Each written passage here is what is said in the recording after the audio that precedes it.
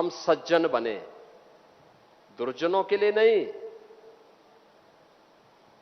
भगवान राम ने भी वही किया था, निस्सरहीन करो मही भुज उठाए प्रणकीन।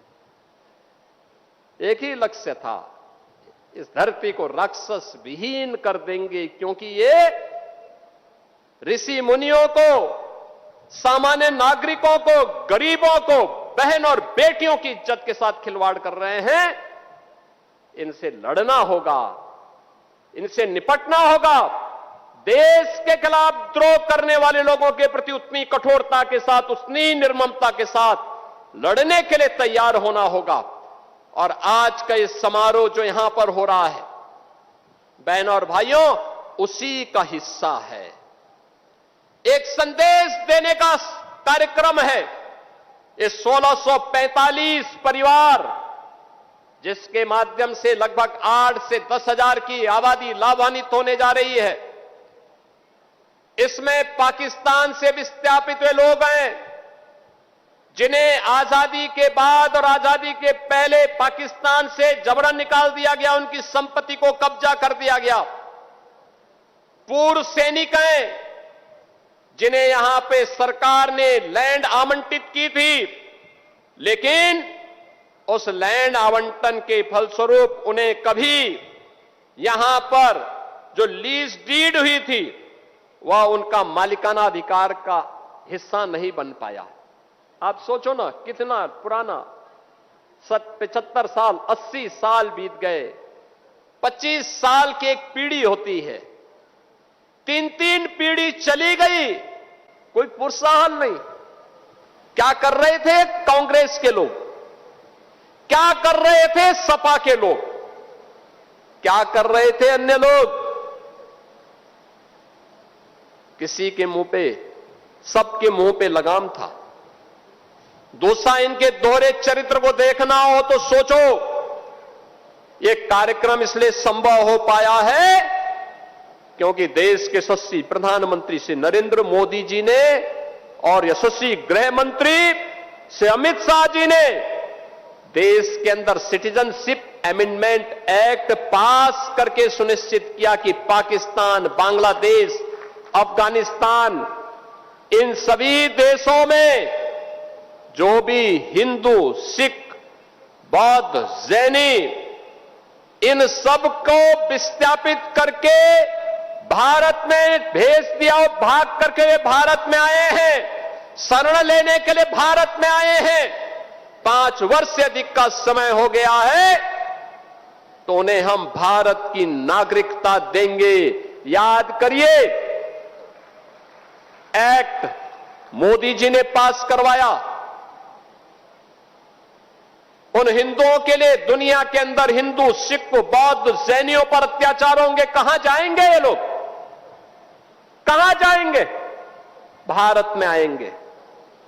लेकिन भारत में कांग्रेस ने विरोध किया कि नहीं, इनको नागरिकता नहीं मिलनी चाहिए। ये बांग्लादेशी घुसपैठियों को नागरिकता देने वाले पापी हैं। ये भारत के खिलाफ द्रोह करने वाले अपराधियों को सम्मानित करते हैं। भारत का विभाजन करने वाली मुस्लिम लीग के साथ मिलकर के केरल में सरकार बनाते हैं, लेकिन हिंदुओं, सिखों, जैनियों और बौद्धों को मिलने वाले अधिकार में इनको एतराज था।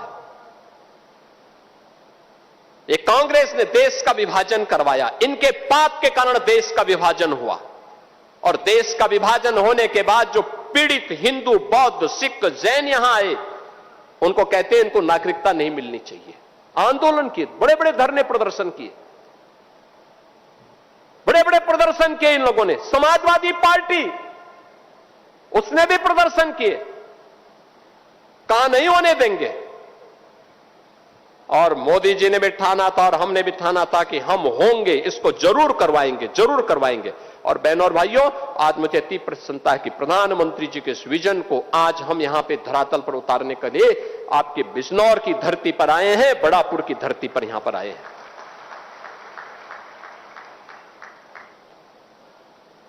इन लोगों का मुंह तब बंद था जब पाकिस्तान और बांग्लादेश में हिंदुओं पर, सिखों पर, जैनियों पर, बौद्धों पर अत्याचार हो रहे थे, तब ये कुछ नहीं बोल रहे थे, कुछ नहीं बोल रहे थे, इनका मुंह बंद था। लेकिन जब इन पीड़ित लोगों के बारे में मोदी जी ने कानून बनाया तो इन्होंने उस कानून का विरोध किया। उस कानून में कहीं नहीं लिखा था कि किसी मुसलमान की संपत्ति को हम कब्जा करेंगे, लेकिन मुसलमान विरोध कर रहा है। यानी जो हमारे हिंदुओं का विरोध कर रहा हो, हमारे सिखों का विरोध कर रहा हो, हमारे बौद्धों का कर रहा हो, वो कहता गौ को राष्ट्रीय पशु घोषित करो। अबे गाय पशु नहीं, गौ हमारी माता है और गौ के साथ तो हमारा जन्म जन्मांतर का नाता है। तुम क्या समझ पाओगे इसके बारे में? गौ माता के महत्व को तुम क्या समझ पाओगे? आजकल ज्ञापन देने जा रहे हैं, ज्ञापन देने। हमने कहा ज्ञापन मत दो भाई, अपने उन सौदों को समझाओ जो सोशल मीडिया प्लेटफॉर्म पर बकरीद के दिन गौ माता का चित्र लगा रहे थे, उनको समझाओ, और नहीं तो वह दुर्गति होगी कि कई पीढ़ियां याद करेंगे। बहनों और भाइयों, बिजनौर हमारा एक बहुत समृद्धशाली कारीगरों के लिए, किसानों के लिए, ऊर्जावान नौजवानों के लिए और अपने नवाचार के लिए यहां पर अलग अलग तबके से जुड़े हुए, यहां का उद्यमी है, यहां का व्यापारी है, यहां के समाज सेवी हैं, इन सब के लिए जाना जा रहा है। मुझे बिजनौर में एक दिन रुकने का अवसर मिला था, रात्रि को मैं रुका था बिजनौर में।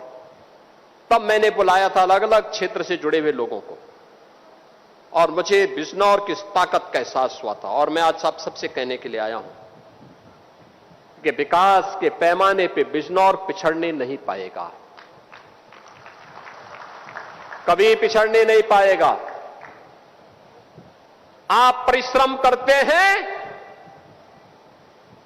तब प्रदेश और देश का पेट भरता है।